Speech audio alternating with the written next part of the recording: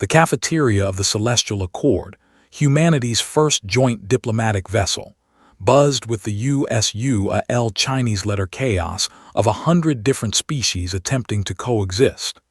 Orla's iridescent skin shimmered with amusement as she watched her fellow Zarian cadets huddled in the corner, their crystalline eyes glinting with mischief. "You won't do it," hissed Vector, his translator rendering his clicks into perfect standard. "Humans are unpredictable, dangerous even." Orla's head tendrils flicked dismissively. "Dangerous? Have you seen them? They're soft. No exoskeleton, no natural weapons, no psionic abilities. They're the Federation's charity case."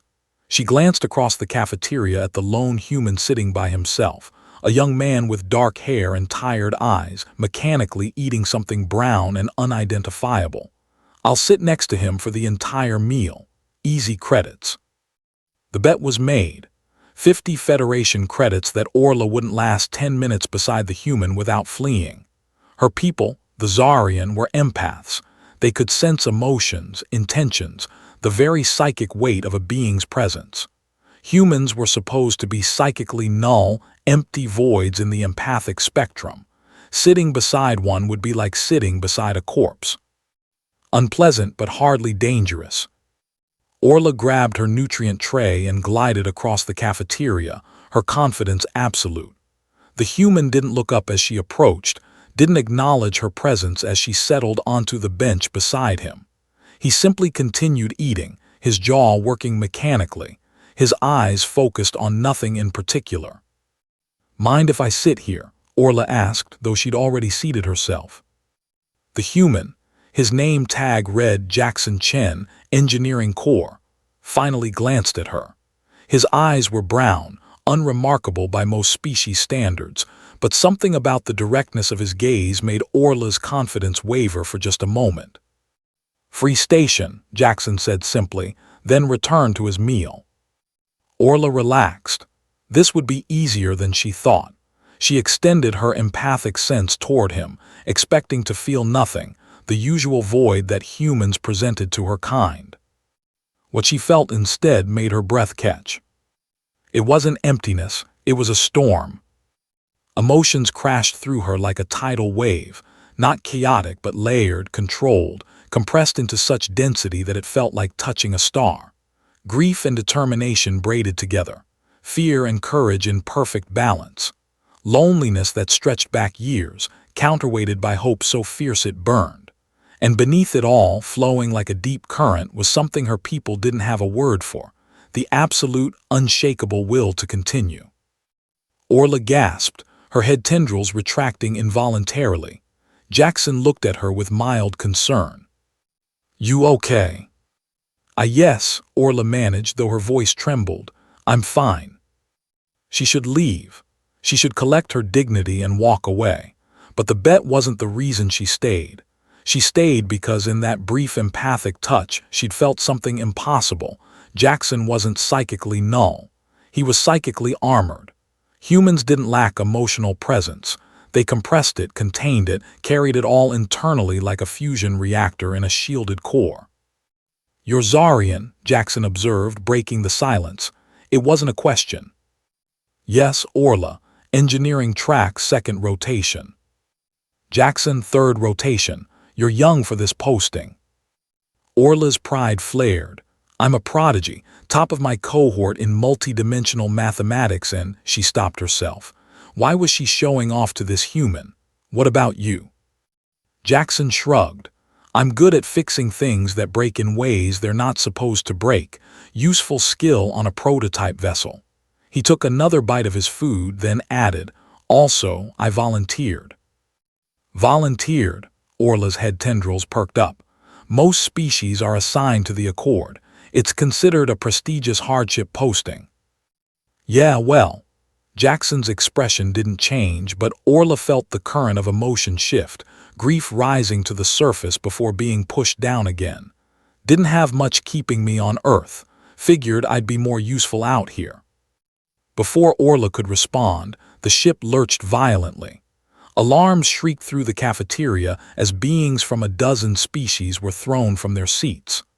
Orla's magnetic grip kept her anchored, but Jackson went tumbling, until his hand shot out and grabbed the table edge with reflexes that shocked her. Hull breach, Section 7, the ship's AI announced in 6 simultaneous languages. All personnel to emergency stations. The cafeteria erupted into controlled panic. Orla stood frozen, her empathic sense overwhelmed by the sudden cacophony of fear from every being around her. Terror, confusion, survival instinct, it crashed over her in waves that paralyzed her limbs. A hand gripped her shoulder. Jackson's face appeared in her field of vision, his brown eyes steady and calm. "Orla, look at me." His voice cut through the chaos. "You're going into empathic shock. I need you to focus on my voice." How did he know about empathic shock? Humans weren't supposed to understand Zarian psychology, but his presence, that compressed, controlled storm of emotion, acted like an anchor. Orla latched onto it, using his emotional stability to ground herself. "Good," Jackson said. "Now we move. Engineering Bay Section 4, that's where we're needed." He pulled her along, and Orla found herself following, her legs moving automatically. Around them, other species were evacuating in orderly fashion, but Jackson moved with purpose, weaving through the crowd with the efficiency of someone who drilled for this scenario 100 times. They reached the engineering bay to find it in chaos. 3 Vorlon engineers were arguing in ultrasonic bursts, while 2 Telkins frantically worked on a console that was spitting sparks. The section chief, a massive Krellian named Thunkor, was bellowing orders that no one seemed to be following. Jackson assessed the situation in seconds. "Orla, I need you on structural calculations. We're going to have to vent 3 compartments to seal the breach. I need to know which ones won't compromise the ship's integrity." I can't," Orla started, but Jackson's hand was already pushing her toward a console. "You're a prodigy in multi-dimensional mathematics," he said, throwing her own words back at her. "This is just applied geometry. You've got this." And somehow his confidence became hers. Orla's fingers flew across the console, her mind engaging with the problem. Equations bloomed in her consciousness: stress calculations, material fatigue coefficients, geometric load distribution. She lost herself in the mathematics, in the pure beauty of the numbers. "These 3, she announced, highlighting sections on the display. "Vent these and the structural integrity holds at 87%. Jackson was already moving, his hands dancing across the engineering controls with practiced precision. "Thunkor, I need manual override authorization." The Krellian chief stared at the human with something between suspicion and respect. "You're certain?" "The calculations are solid," Jackson said, gesturing to Orla's work. "But we have maybe 90 seconds before the breach spreads to the reactor shielding." Thunkor's massive fingers entered the authorization code. "Do it." Jackson executed the venting sequence. Somewhere in the ship's hull, atmosphere screamed into space, carrying the breach's destructive force with it. Emergency bulkheads slammed shut. The alarms shifted from critical to warning level. The engineering bay erupted in relieved chaos. Several species began their equivalent of celebration, but Jackson simply slumped against the console, his hands shaking slightly. Orla extended her empathic sense again, more carefully this time. The storm inside Jackson had intensified: adrenaline crash, relief, exhaustion, but it was still contained, still controlled. She understood now. This was how humans survived. They took all that overwhelming emotion and compressed it, weaponized it, turned it into fuel. "How did you know?" she asked quietly, moving to stand beside him.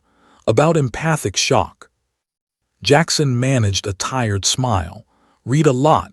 Figured if I was going to work with other species, I should understand how they work." He glanced at her. "You okay?" "I should be asking you that." "I'm fine, just another day, right?" But his hands were still trembling. Without thinking, Orla reached out and placed her hand over his. Through the contact, she deliberately shared some of her own emotional stability, a technique Zarians used to help each other through trauma. Jackson's eyes widened slightly. Are you doing something? Helping, Orla said simply, like you helped me. They stood there for a moment, human and Zarian, sharing something that transcended species. Around them, the engineering bay gradually returned to normal operations, but neither of them moved. Your friends are starring, Jackson observed, nodding toward the cafeteria entrance where Vector and the other Zarian cadets were watching with expressions of shock. Orla's head tendrils rippled with amusement. Let them stare, I just won 50 credits. There was a bet. They bet I couldn't sit beside a human for 10 minutes. She paused, then added honestly, they were wrong about humans, we all were. Jackson's laugh was quiet but genuine. What changed your mind? You're not empty, Orla said, trying to put her empathic understanding into words. You're full. You just carry it all inside, compressed and controlled. It's like you're all walking around with the emotional equivalent of a fusion reactor, and you've just learned to live with it. Jackson considered this. That's actually a pretty good description of the human condition. Is it hard, Orla asked, carrying all of that? Sometimes, Jackson admitted.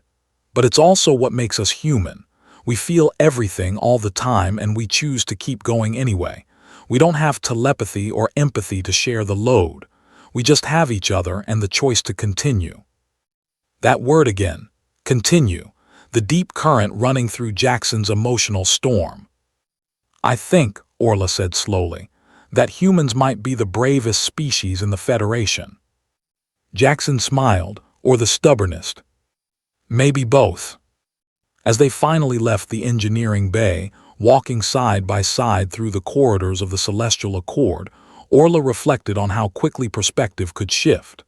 She'd sat beside a human as a prank, expecting emptiness. Instead, she'd discovered depth. She'd expected weakness. Instead, she'd found strength of a kind her empathic species couldn't fully comprehend, the strength to feel everything and choose to act anyway. Hey Orla, Jackson said as they reached the junction where their quarters diverged. Thanks for the help today. You saved the ship. We saved the ship, she corrected. Together. Together, Jackson agreed. He extended his hand in the human gesture of farewell, and when Orla took it, she felt that compressed storm of emotion again. But this time she also felt something new. Friendship, respect, trust. Maybe even the beginning of understanding between two species that had seemed impossibly different. As Orla returned to her quarters, her fellow Zarians bombarding her with questions she barely heard, she found herself smiling. She'd learned something today that would change her entire perspective on humanity. They weren't psychically null. They were psychically nuclear. And if the Federation ever truly needed defending, she suspected it would be those quiet, unassuming humans, carrying their fusion reactors of compressed emotion, who would stand at the front lines. All because they possessed that uniquely human trait, the absolute, unshakable will to continue.